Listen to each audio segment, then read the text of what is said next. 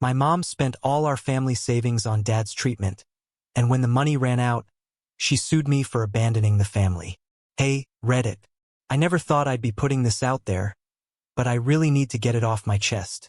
I've been carrying this burden for so long that sometimes it feels like I can barely breathe. My life has been a constant struggle, not just with my parents, but with myself too. This isn't just a vent.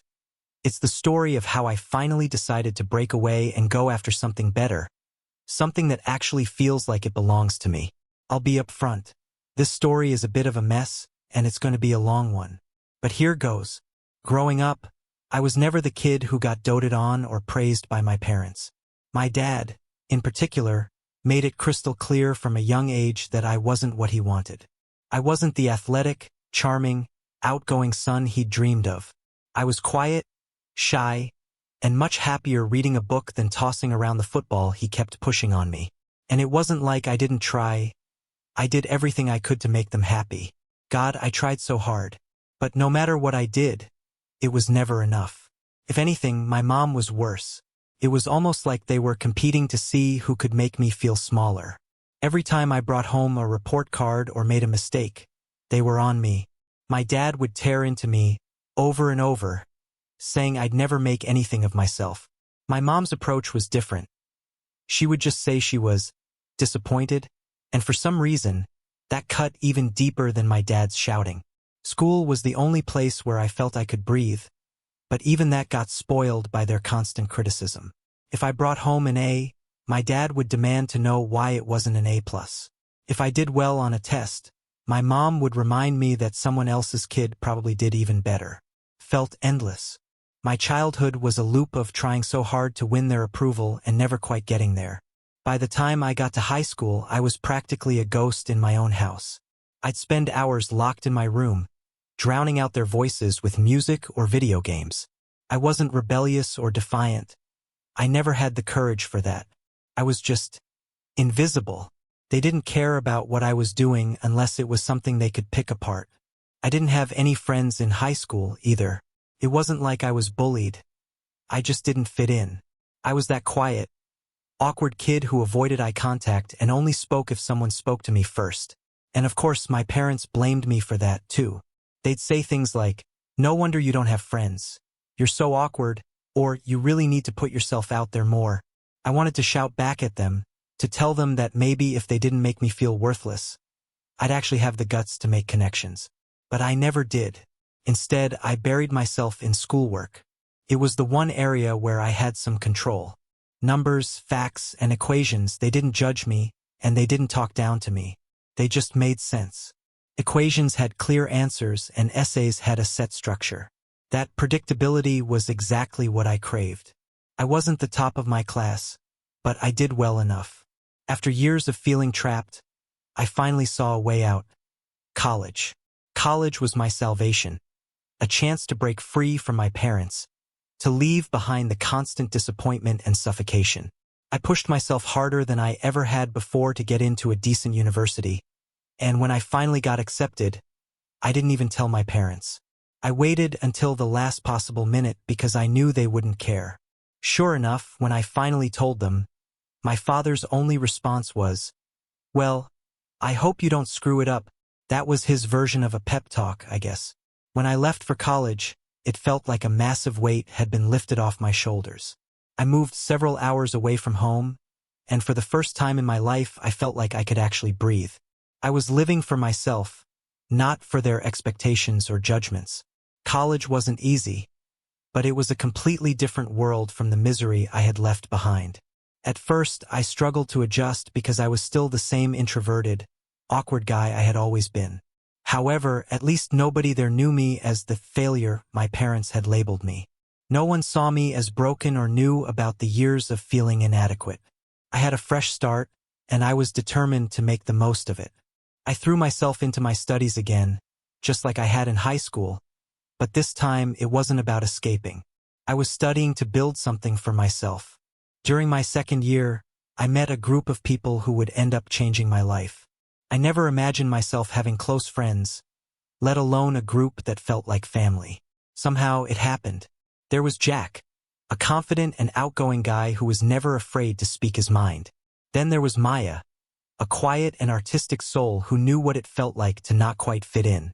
Finally, there was Andrew, a laid-back guy who had a talent for making everyone feel at ease.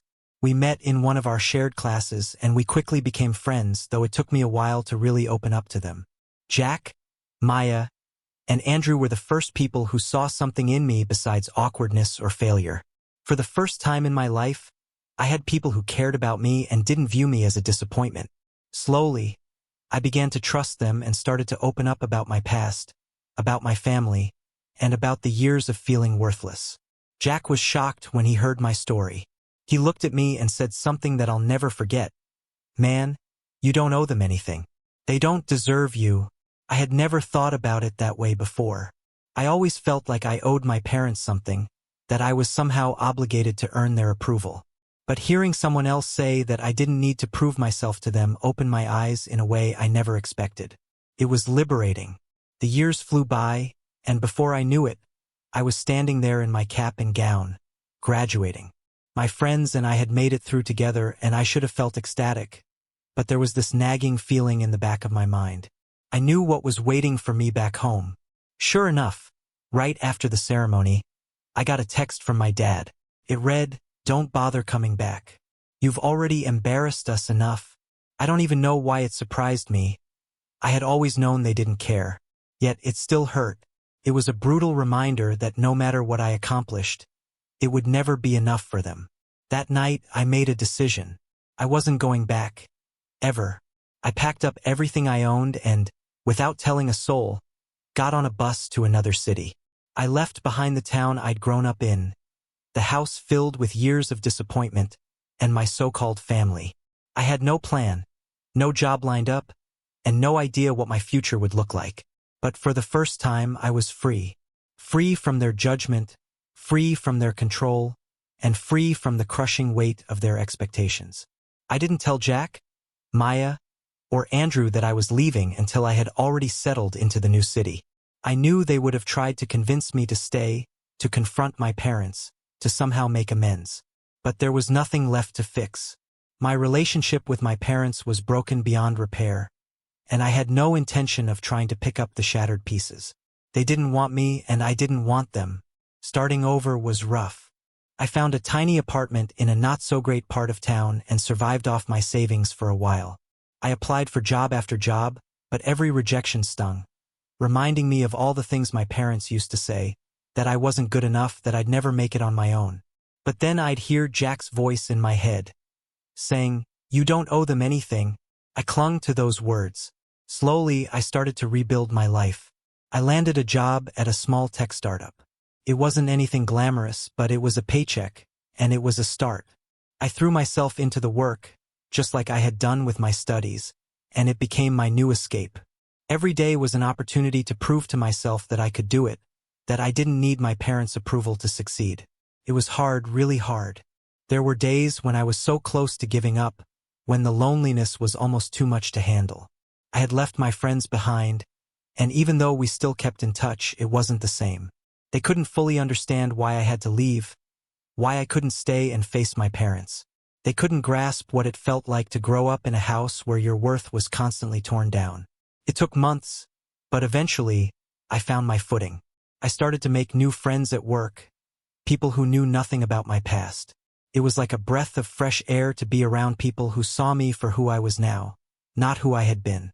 People who saw me for who I was now, not who I used to be, made me feel like I belonged somewhere. It started to seem like I wasn't as broken as I had always thought. But just when I believed I had finally left my past behind, life threw me a curveball. One day, out of nowhere, I got a call from my mom. I hadn't heard from her or my dad since graduation day, and I had no intention of reaching out to them. Yet there she was, her voice shaking as she told me that my dad had been in a serious accident. He was in the hospital, and she didn't know if he would survive. For a moment, I felt nothing at all. The man who had spent his entire life tearing me down was now lying in a hospital bed, and I couldn't bring myself to care. But then the guilt started to creep in. He was still my father, no matter how much anger I held towards him. Part of me wondered if I should go back, if I should forgive him and be there in his final moments. I was torn and had no idea what to do. I spent the rest of the day in a daze, replaying every horrible thing he had ever said to me. And still, I couldn't shake the thought that maybe this was my chance to make things right, or at the very least, get some kind of closure. The next morning, the real shock hit me. I got another call, but this time it wasn't from my mom. It was from a lawyer. Apparently, my father had passed away during the night. He had left behind a will and I was named in it. I didn't want anything from him. Not his money, not his possessions, not anything that reminded me of the life I had worked so hard to leave behind. But curiosity got the better of me, and I agreed to meet with the lawyer. That meeting was one of the strangest experiences of my life. The lawyer handed me a letter, written by my father before he died. In the letter, my father admitted that he had never believed in me, that he had always been convinced I was destined to fail. But, as he lay on his deathbed, he realized he had been wrong.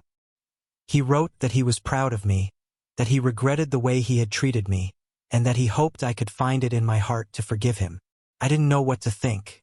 This was the same man who had spent his entire life making me feel worthless, and now he was asking for my forgiveness. Felt like too little, too late. And yet, a strange sense of closure washed over me, a feeling I didn't even realize I needed. I walked out of the lawyer's office with a heavy heart, unsure of what to do next. I didn't feel like I had completely escaped my past, but for the first time, I felt like I could move on. My father's death had closed a chapter of my life that I had been trying to outrun for so long.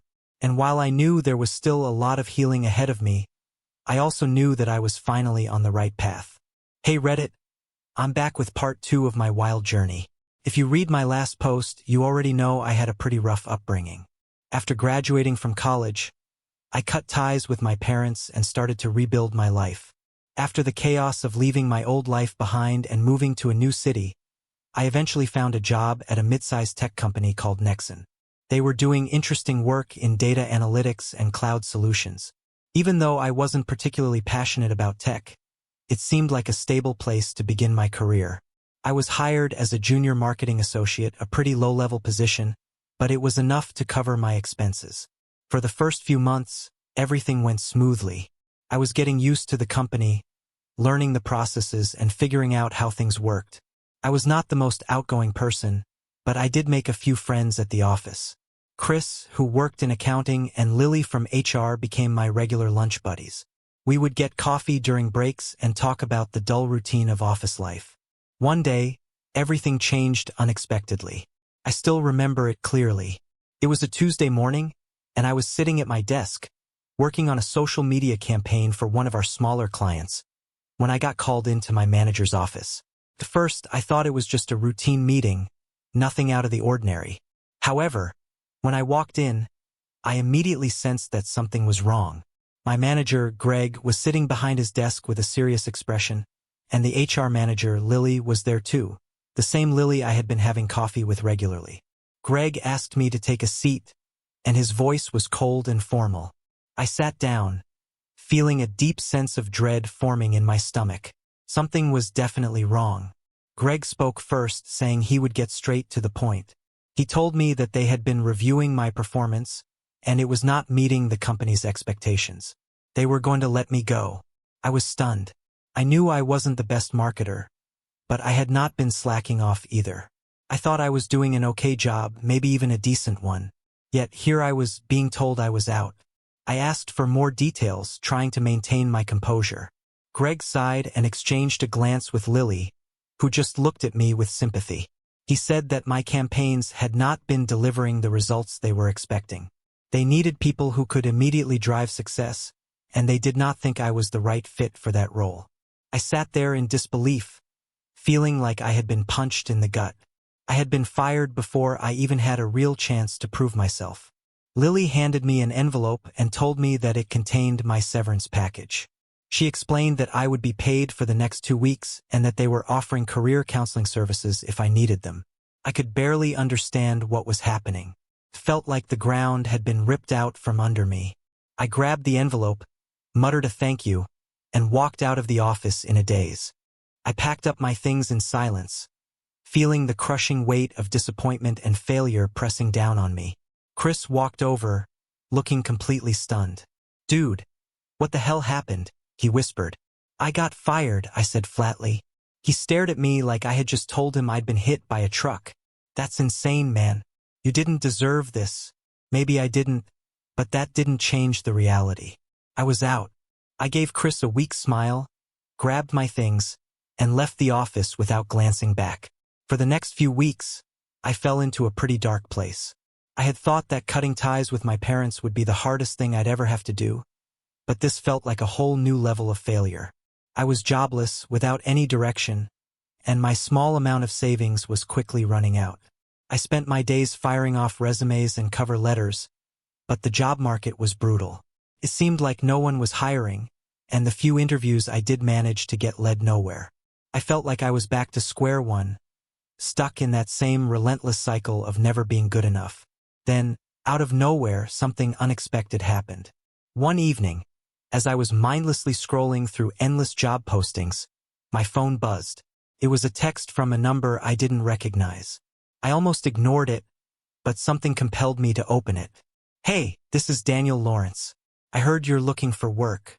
Let's meet." The name Daniel Lawrence sounded vaguely familiar, but I couldn't quite place it. I quickly Googled him, and my jaw dropped when I saw who he was: the CEO of Nexus Solutions, one of the fastest-growing tech companies in the country. I had no idea how he had gotten my number, but I wasn't about to question it. This was the kind of opportunity one had been dreaming of. I replied, agreeing to meet him the next day at a coffee shop downtown. When I arrived at the coffee shop, I spotted him right away. He was a tall man in his late 40s with a commanding presence, sharp features, and a friendly yet confident demeanor. He waved me over to his table, and I nervously sat down across from him. "Thanks for meeting with me," I said, trying to hide my anxiety. "Of course," he replied with a welcoming smile. "I've heard some good things about you." I had no clue who would have said anything positive about me, but I wasn't going to argue. We chatted for a while, and I shared my story about my time at Nexon and how I had been let go. To my surprise, he seemed genuinely interested. "You've got potential," he said, once I had finished my story. "I can see it. I think you just haven't had the right opportunities yet." His words hit me hard because they felt true, but it was still difficult to believe that someone like him could see anything in me. Then he made an offer. "I'm not looking to hire anyone officially right now, but I do have a side project that could use some help," he explained. "It's not glamorous, but it might turn into something bigger if you're up for it." I didn't hesitate. I immediately agreed to help, even though I had no idea what I was getting myself into. Over the next few months, I dedicated myself entirely to the project. I worked closely with Daniel on various small projects, mostly handling marketing tasks for Nexus Solutions. It wasn't anything revolutionary, but it gave me purpose and a reason to get out of bed every morning. Over time, Daniel and I grew closer. He wasn't the intimidating CEO I had expected. He was approachable, humorous, and most importantly, he genuinely believed in me. He encouraged me to think creatively, to take risks, and to stop second-guessing myself. Then, about 6 months into our partnership, everything changed. Daniel got sick. What started as a minor cold quickly escalated into something much more serious. He was diagnosed with a severe autoimmune disorder, and his health began to decline rapidly. I was at a loss. This was the one person who had given me a chance when nobody else would, and now he was fighting for his life. One night, I got a phone call from him. "Hey, I need you to do something for me," he said, his voice sounding weak but still full of determination. My heart was pounding. "Anything, man. What do you need?" I replied, trying to mask the anxiety I felt. "I'm going to be out of commission for a while," he said. "I need you to keep things running at Nexus. I've already talked to the board. They'll support you, but I need you to take the lead." I was stunned. He wanted me to run a multi-million-dollar tech company. I could barely manage my own life, let alone a business of that scale. But Daniel wouldn't entertain any doubts. "You're capable of more than you realize," he said. "I've seen what you can do. This is your chance to prove it." The next few months were a whirlwind. Suddenly, I was thrown into a leadership role at Nexus, and I felt completely unprepared. Somehow, though, I managed to keep things afloat. I worked tirelessly, putting in long hours to juggle marketing strategies, investor meetings, and internal company politics. There were times when I felt completely overwhelmed, convinced that I was about to crash and burn. But every time I thought about giving up, I could hear Daniel's voice in the back of my mind, reassuring me that I could do this. Then came a turning point. Nexus had been struggling to increase its market share, and our competitors were closing in fast. I knew that we needed a bold move to stand out. I spent weeks locked in brainstorming sessions, running different scenarios, and analyzing numbers, hoping to find a solution. Finally, I developed a marketing strategy that I believed could turn things around. It was a risky move. The plan involved cutting prices on our flagship product by 20% for a limited time to drive up demand, with the goal of building a larger customer base that would bring in more revenue in the long run. The board was hesitant, but I fought hard for the idea, confident that it was the right call. We launched the campaign, and within just a few weeks, the company's revenue had increased by 8%. I could hardly believe it. My gamble had paid off and Nexus was back on track. One afternoon, I got a call from Daniel. He was still in the hospital, but I could hear the pride in his voice. He called to congratulate me, and although his voice was weak, there was a clear sense of pride. "You did it," he said. "I knew you could." The success of the campaign didn't just save the company. It secured my position at Nexus. When Daniel eventually returned to work, he made me an offer that completely transformed my future. "You've proven yourself," he said. "I want you to stay on as the chief marketing officer. But there's more. I'm offering you a percentage of the company's revenue as a bonus. We're partners now." I was stunned. A partnership and a share of the revenue were beyond anything I had ever imagined. I accepted the offer immediately, without any hesitation. Over the next 3 years, Nexus Solutions flourished under my leadership in marketing. We launched several successful campaigns that boosted our revenue by an additional 21%. The company expanded into new markets, acquired smaller competitors, and became a major player in the industry. Daniel, who had recovered but decided to take a step back from daily operations, trusted me entirely with the company's future. There were some shocking moments along the way. One time, a major competitor tried to lure me away with a generous package of stock options and a high-ranking position. I turned them down without a second thought because Nexus had become my home. I had built something meaningful here, and I had no intention of abandoning it. Another unexpected moment came when Daniel told me that he had included me in his will. He explained that if anything ever happened to him, I would inherit his shares in the company. It was a gesture that left me speechless. I had never expected to be in a position where someone trusted me with something so important. The most surprising moment, however, came when my parents, who had practically disowned me years ago, suddenly resurfaced. I received a call from my mother, who told me how proud they were of everything I had accomplished. Felt surreal, as if I was speaking to a stranger. They wanted to reconnect and make amends for the years of neglect and emotional abuse. But I was not the same person I had been back then. I was no longer the scared, insecure kid who craved their approval. I politely declined their invitation to reconnect. It wasn't out of anger or spite. I had simply moved on. I had created something meaningful for myself, something my parents never believed I was capable of achieving. I had found a new family with Daniel and the people at Nexus, and that was enough for me. Now, 3 years after stepping into the role of Chief Marketing Officer at Nexus, I look back on everything that has happened and can hardly believe it. From getting fired to leading a multi-million-dollar company, it has been an extraordinary journey. There have been countless challenges and triumphs along the way. Through everything I've been through, I've learned one crucial lesson. You can't let your past define who you are. I may not know what the future has in store for Nexus or for me, but I do know this. I'm no longer the person I was when I first moved to this city. I feel stronger, more confident, and, for the first time in my life, I truly feel like I belong right here. Hello, Reddit. It's been a while since my last update, and a lot has happened since then. If you've been following my story, you already know that I managed to pull myself up from rock bottom. I went from being fired to becoming a partner, and eventually, I took on the role of commander-in-chief at a multimillion-dollar tech company called Nexus Solutions.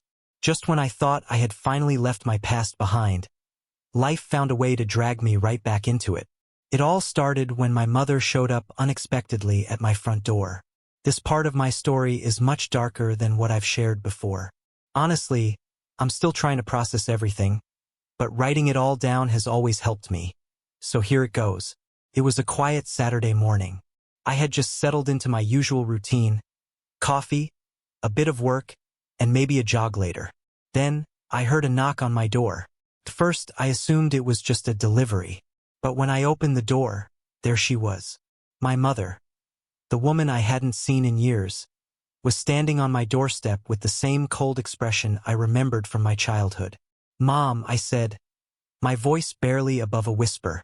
I never expected to see her again, especially not at my own front door. She looked older and more worn down than I remembered. The years had not been kind. Her once polished and put-together appearance had been replaced by deep lines of bitterness etched into her face. Her eyes were bloodshot, and I could smell the alcohol on her breath from where I was standing. It was only 10 in the morning. "I need to talk to you," she said, pushing past me and stepping inside without waiting for an invitation. I stood there, frozen for a moment, completely caught off guard. My mind was racing, wondering why she had come and what she wanted from me. The last time we had spoken was after my father died, and even then, it was just a short and cold conversation. Now, here she was, acting like she had every right to barge back into my life as if nothing had happened. I closed the door behind me and followed her into the living room. She had already made herself comfortable on the couch, clutching her purse tightly in her lap like it was some kind of lifeline. I could feel the tension in the air growing thicker with every second that passed. "Look, Mom, if this is about Dad," I began, but she interrupted me before I could finish my sentence. "Of course, it's about your father," she snapped. Her words slurred slightly from whatever she had been drinking that morning. "Did you think I came here for a friendly visit? You have a lot of nerve. Living this fancy life and pretending you can just leave your family behind while I've been left with nothing." I blinked, stunned by the venom in her voice. I hadn't expected her to be this angry, and I certainly wasn't prepared for what she was about to say next. "What are you talking about? I didn't walk away from anything. You and Dad never wanted me. I'm just trying to build a life for myself," I shot back, my frustration boiling over. She just scoffed, her lips curling into a bitter sneer. "Oh, you're building a life, are you? By stealing everything that should have been ours," she snapped. I had no idea what she was talking about. I hadn't stolen a single thing. Every bit of success I'd achieved was the result of my own hard work and perseverance. But before I could say anything, she cut me off, her voice rising with anger. "You think you can just run off and take everything for yourself? Your father died because of you," she shouted, her words piercing through me like a knife. "If you hadn't left, if you hadn't abandoned us, maybe he'd still be alive. But no, you had to run off and play the big-shot businessman." Felt like the air had been knocked out of me. She was blaming me for my father's death, the man who had spent my whole life tearing me down, criticizing every move I made, never giving me a shred of support. It was ridiculous, but in that moment all the old guilt and insecurity came flooding back, making me feel small and worthless again, just like I had as a kid when they constantly scolded me for failing to meet their impossible standards. "I didn't abandon anyone," I said, my voice unsteady but determined. "I left because I had to. You and Dad never cared about me, and you know it." She brushed off my words as if they meant nothing, her eyes narrowing as she leaned in closer. "Oh, you've got a nice life now, don't you? Big house, fancy job, more money than you probably know what to do with. Well, I want my share. Your father made you into the man you are, and I deserve something for all those years we spent raising you." I stared at her, stunned by the sheer audacity of what she was saying. "You want a share?" I repeated, barely believing my ears. "That's right," she said, her voice turning cold and demanding. "I know about the company. I know how much you're making. I have nothing, and it's all because of you. So, You're going to give me what I'm owed. This was beyond anything I could have imagined. She had always been difficult, but this, demanding a stake in the company I had poured my blood, sweat, and tears into, it was outrageous. Mom, I don't owe you anything, I said, my voice growing firmer. You and Dad made my life miserable. I built all of this on my own, and you never helped me. In fact, you tried to hold me back every step of the way. Her face twisted with rage, contorting into an ugly scowl. You selfish little bastard, she hissed. You think you can just brush me aside like that? Well, guess what? I'm going to take you to court. I'll sue you for what's rightfully mine. A chill ran down my spine at her words. My own mother was threatening to take me to court. I had no clue what legal basis she thought she had, but just hearing the threat sent a wave of anxiety crashing over me. Good luck with that, I said, trying to keep my voice calm and even. You won't win. We'll see about that, she spat, rising from the couch and glaring at me with an intensity that made my skin crawl. I could feel the hatred radiating off her as she stormed out of the room, leaving a cold silence behind her. I've already spoken to a lawyer, she spat before storming out of my house, slamming the door so hard the walls seemed to shake. The next few weeks became a blur of stress and uncertainty. True to her word, my mother filed a lawsuit against me, claiming she deserved a share of my earnings and a stake in Nexus Solutions. Her claim was outrageous, there was no legal foundation for it. But the fact that she actually went through with it left me reeling. I had never been dragged into a lawsuit before, let alone by my own mother. Her lawyer, Anthony Wilkins, was a bottom-of-the-barrel attorney. After the lawsuit was filed, I did some digging and discovered that he had a reputation for taking on desperate clients who couldn't afford proper legal counsel. My mother, with her worsening alcoholism, must have seemed like easy prey for someone like him, an opportunity for a quick payday. Still, the idea of facing my own mother in court was a nightmare I couldn't shake. When I broke the news to Daniel, my business partner and closest friend, he remained surprisingly calm. She's got no case, he reassured me. She's just trying to scare you into giving her money. Don't let it get to you. But his words were easier to say than to live by. As the weeks dragged on, the stress of the impending lawsuit gnawed at me. My mother had always known how to press my buttons, and now she was using that skill to its full advantage. Every day, I felt like my carefully built life was on the verge of falling apart. Then, something unexpected happened. I got a call from Kevin O'Donnell, a private investigator I had hired to look into Wilkins, just in case there was more to him than met the eye. What Kevin discovered changed everything. Anthony Wilkins is cheap, but he's also dirty, Kevin said over the phone, his voice calm but direct. He's been involved in a few shady deals over the years, accepting bribes, fabricating evidence. The guy's got a price. I felt a glimmer of hope, a light breaking through the fog of stress that had settled over me. Do you think he can be bought? I asked, the wheels in my mind already starting to turn. Absolutely, Kevin replied without hesitation. Make him the right offer, and he'll fold faster than a house of cards. It was a risky move, but I was desperate. My mother had dragged me into this nightmare, and I was determined not to let her take me down. I told Kevin to arrange a meeting with Wilkins. The meeting took place in a dingy bar on the outskirts of the city, a place that felt like it was pulled straight out of a second-rate crime drama. But this was my reality now. When I arrived, I saw Wilkins sitting alone in a booth at the back, nursing a glass of cheap whiskey. He looked even more disheveled than I had expected. His suit was rumpled, his tie hanging loose, and his eyes were bloodshot, probably from a combination of booze and sleepless nights. I slid into the booth across from him, and we exchanged a tense greeting. His expression was wary, and he immediately sized me up, trying to gauge what I wanted. The stale smell of cigarette smoke and spilled beer hung heavy in the air, making the entire encounter feel surreal and almost theatrical. You know why I'm here, I said, getting right to the point. Wilkins looked up at me with a crooked smile. I do, he replied, taking a slow sip of his drink. Your mother's got a lot of anger in her. Thinks she's entitled to everything you've built. Well, she's wrong, I said firmly. And I think you know that. He shrugged, leaning back in his chair. Maybe, But that's not really my problem, is it? My job is to represent her. I know exactly what your job is, I said, my tone lowering. But I also know you have a price. He raised an eyebrow, his interest clearly piqued. Go on. I laid my offer on the table.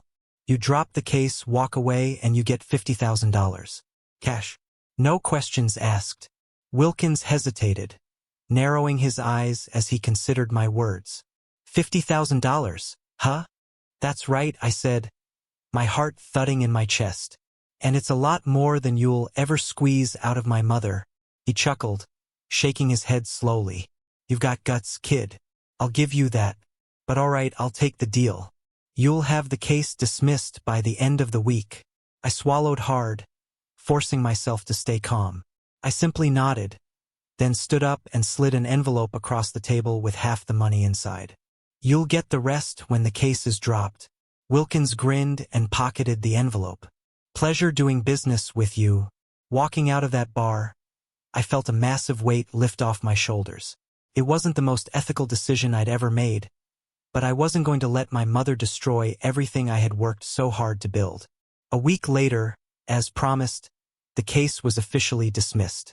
Wilkins withdrew, citing irreconcilable differences with his client. My mother, predictably, was furious. She called me, screaming and cursing, demanding to know what I had done, but I refused to engage. I blocked her number and turned my attention back to my life. Though I had won the legal fight, the emotional toll lingered. My own mother had tried to tear me down. She blamed me for my father's death, attempted to extort money from me, and dragged me into a legal nightmare. The whole ordeal left me feeling hollow, angry, and betrayed. I thought I could put my past behind me, but it seemed determined to follow me no matter how far I tried to escape. In the months that followed, I buried myself in my work at Nexus. The company thrived under my leadership. We launched several new projects, entered international markets, and acquired a few promising startups, making us a powerhouse in the tech world. On the outside, everything looked perfect, but inside, I was still struggling to cope with my mother's betrayal. Daniel, who had always been more than just a business partner, he was a friend, could see the change in me. I became more distant, less open, and it was clear he was worried. He tried to get me to open up about what I was going through, but I wasn't ready to let anyone in, not even him. The truth was, I had no idea how to handle what had happened. How do you move forward when the person who's supposed to love you unconditionally turns against you like that? Eventually, I realized I couldn't do it alone. I sought out therapy. It wasn't an easy decision. I had always been the type to bury my feelings, to push through pain without really confronting it. But my therapist made me see that I'd been carrying the weight of my parents' rejection for far too long. The lawsuit was just the final eruption of years of unresolved hurt. Through therapy, I began to heal. I learned how to let go of the guilt, the anger, and the desperate need for approval from people who never truly cared about me. It was a long, slow journey, but bit by bit, I started to feel lighter, freer. As for my mother, I haven't heard a word from her since the lawsuit ended. I assume she's still drinking herself into oblivion, but I've stopped feeling responsible for her choices.